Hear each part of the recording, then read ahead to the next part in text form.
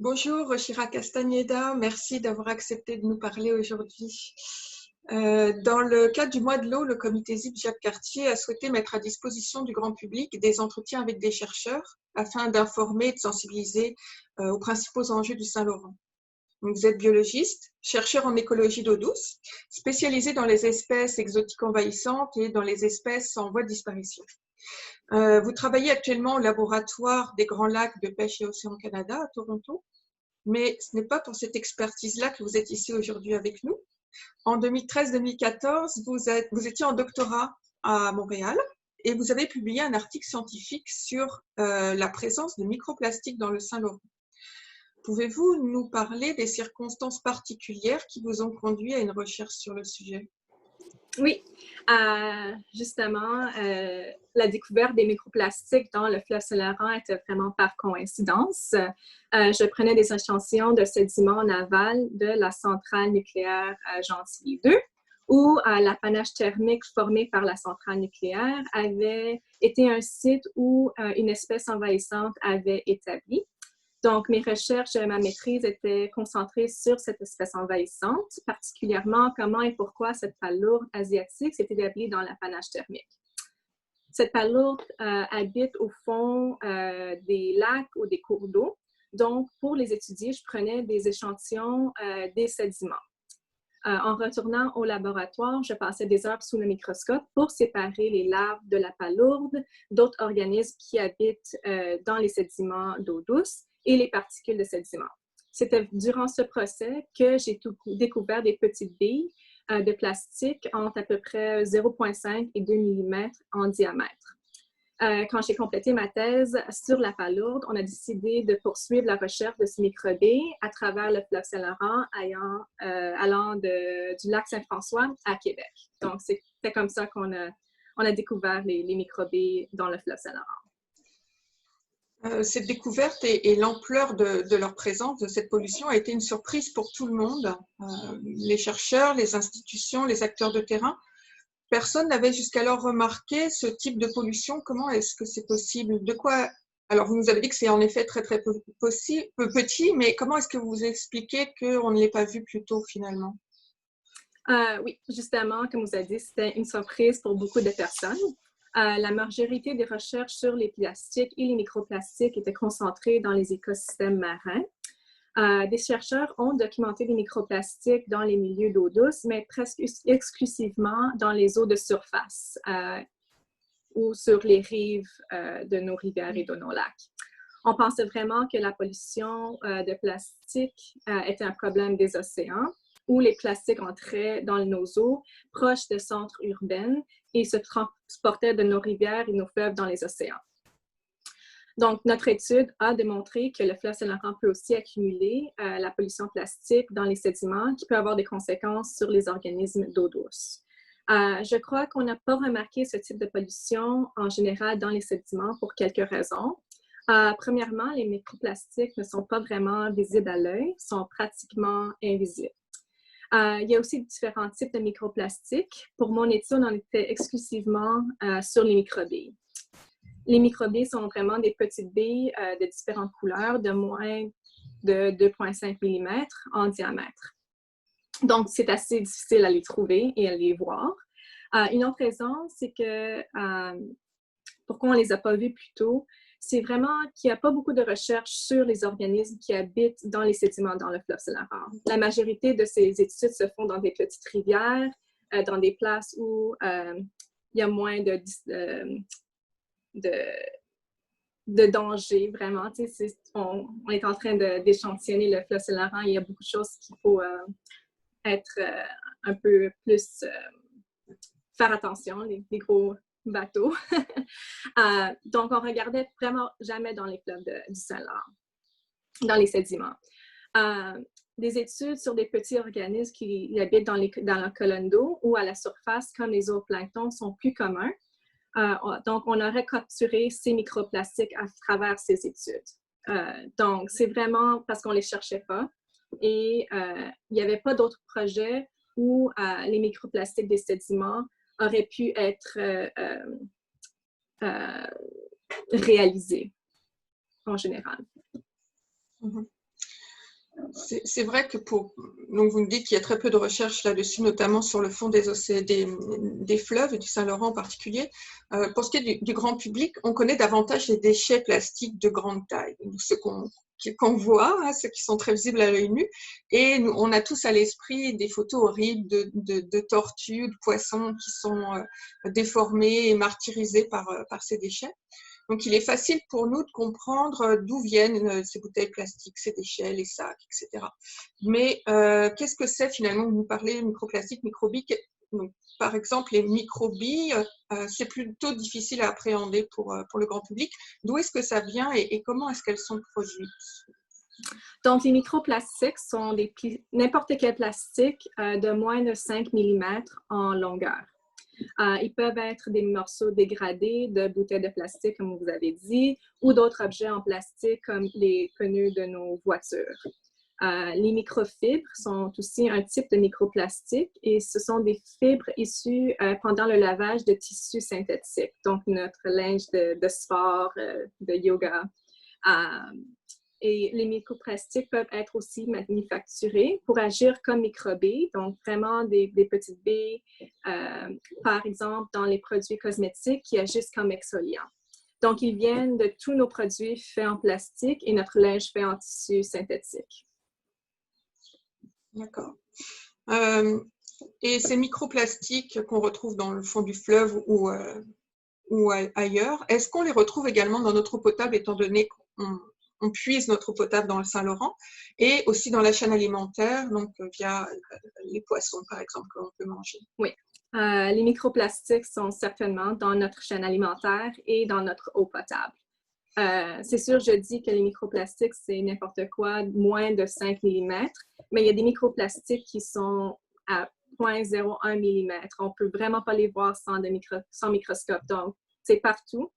C'est vraiment omniprésent dans la chaîne alimentaire, dans notre eau potable.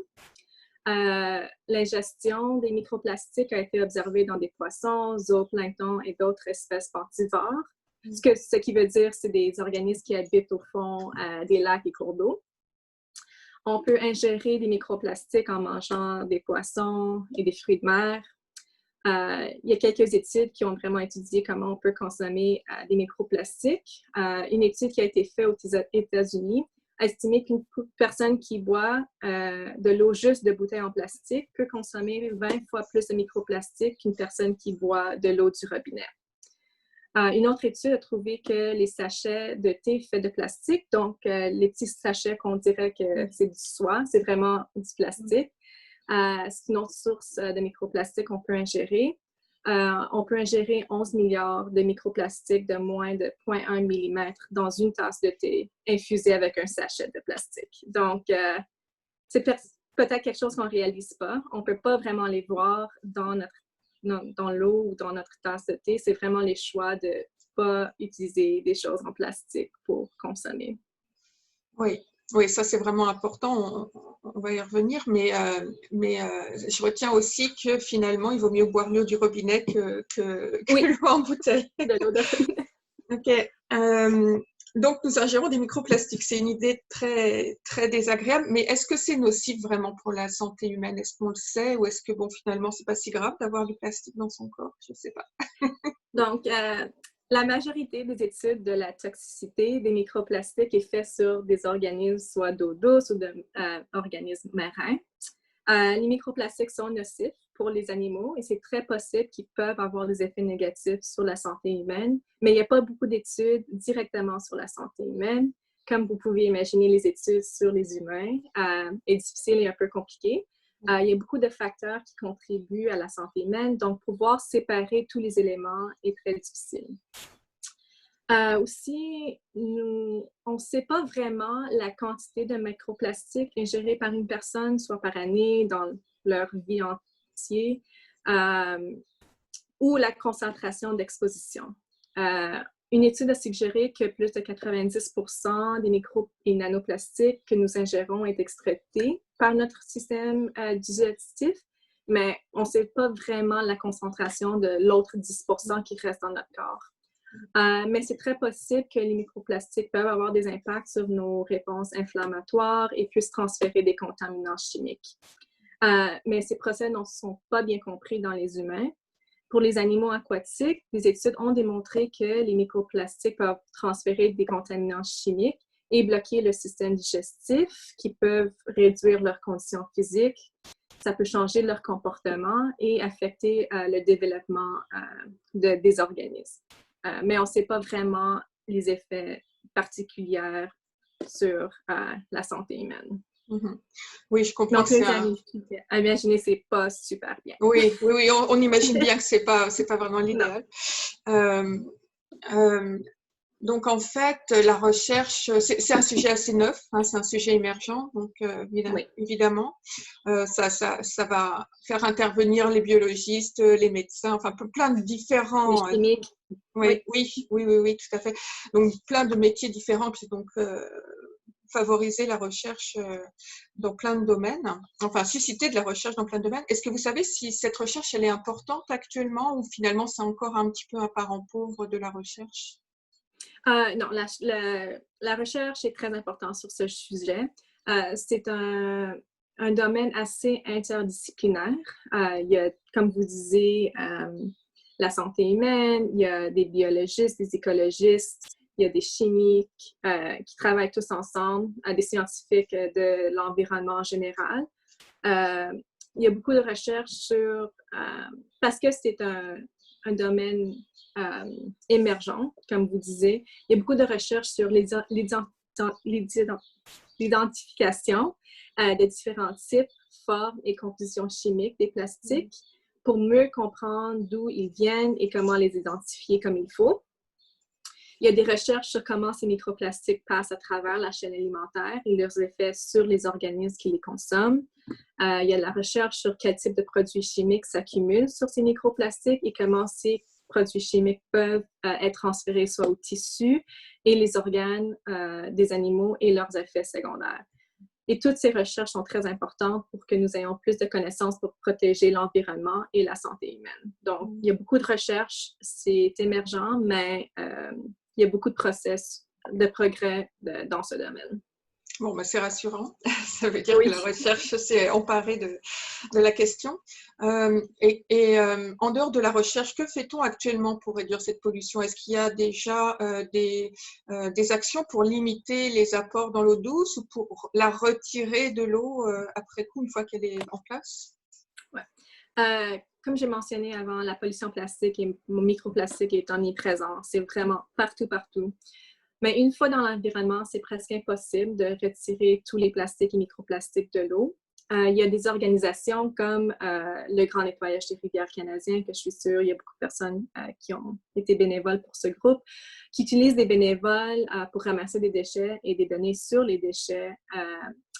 Mais la première étape est de créer moins de pollution en général et réduire notre consommation de produits plastiques à usage unique. Quand même une surprise, mais juste 9% du plastique est recyclé par les Canadiens. Donc, c'est quelque chose qu'on peut améliorer, c'est de bien recycler tous nos produits plastiques. Sinon, c'est pas réutilisé. Et ça reste soit dans l'environnement ou dans les piles de déchets.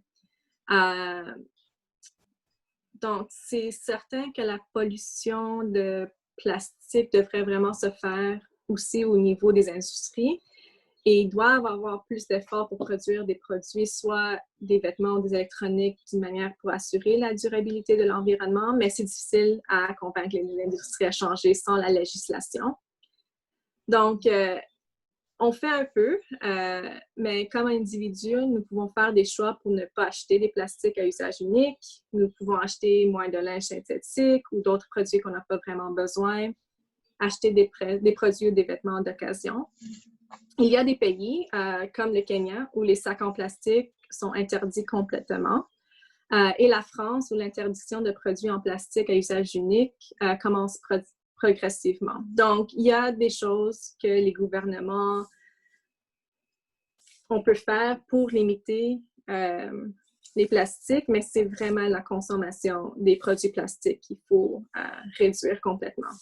Parce qu'une fois dans l'environnement, c'est très difficile à enlever, presque impossible.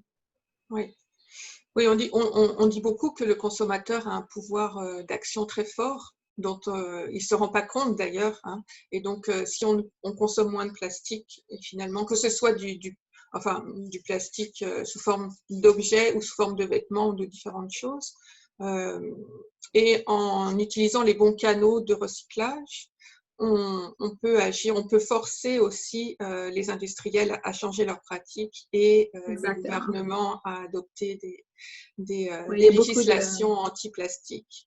Exactement. On pense qu'en tant qu'individu, qu'est-ce qu'on peut faire, mais s'il y a beaucoup d'individus qui choisissent de consommer moins de plastique, l'industrie ne va pas avoir à qui vendre ces plastiques. Donc, c'est pas juste les individus, mais on peut faire beaucoup de changements. Oui. Et en dehors de cette consommation de plastique, vous avez parlé des microbilles dans les cosmétiques. Donc, tout le monde, et surtout les femmes et les hommes aussi, consomment beaucoup de produits cosmétiques. Qu'est-ce qu'on peut faire contre ça? Bon, au Canada, depuis juillet 2019, il est interdit de fabriquer et importer des articles de toilette contenant des microplastiques, des microbilles de plastique. Donc, les articles de toilette comme de bain, de corps. Donc, ça, c'est fabriqué et importé. Ça se peut qu'il y a déjà ces produits dans les magasins qui ne sont pas encore tout vendus. Donc, on peut toujours regarder les ingrédients dans les produits cosmétiques. Si il y a quelque chose de polyacrylique ou polyéthylique dans les produits d'exfoliants ou de cosmétiques, de juste pas les acheter. Il y a d'autres ressources naturelles pour les exfoliants. Donc, il y a beaucoup de choix. On n'a pas besoin de microbilles pour la cosmétique. Il y a d'autres options. Les grains de café usés, du sel, c'est tous des exfoliants. Donc, pour les microbilles, je crois que le gouvernement canadien a fait une très bonne étape de les éliminer. C'est quelque chose de facile à faire. On sait s'ils sont dans les produits, on peut les trouver. Et le gouvernement fédéral est à l'heure de mettre des règlements pour interdire des plastiques à usage unique néfastes dès 2021. Donc, c'est un long procès, mais ça peut se faire dans la législation et au niveau fédéral.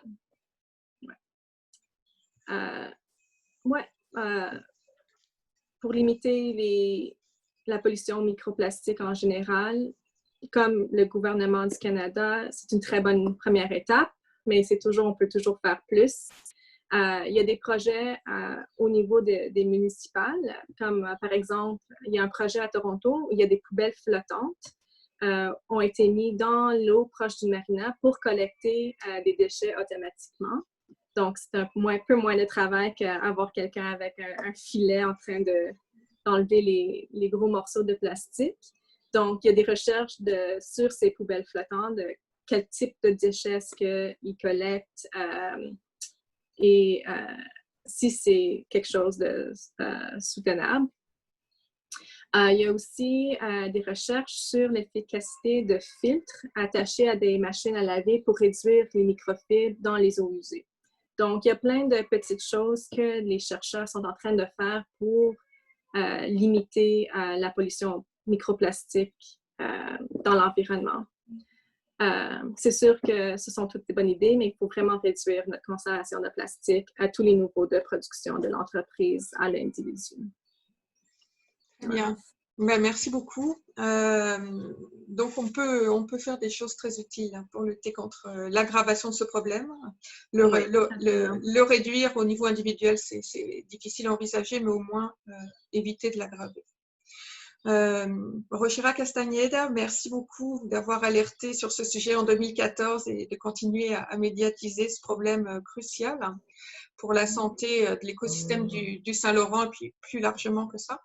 Et l'écosystème, quand je parle de l'écosystème du Saint-Laurent, je parle bien entendu du milieu naturel, mais aussi des êtres humains parce qu'on fait partie de cet écosystème-là. Oui. Donc, merci encore à vous. Et très bonne journée. Merci. Merci.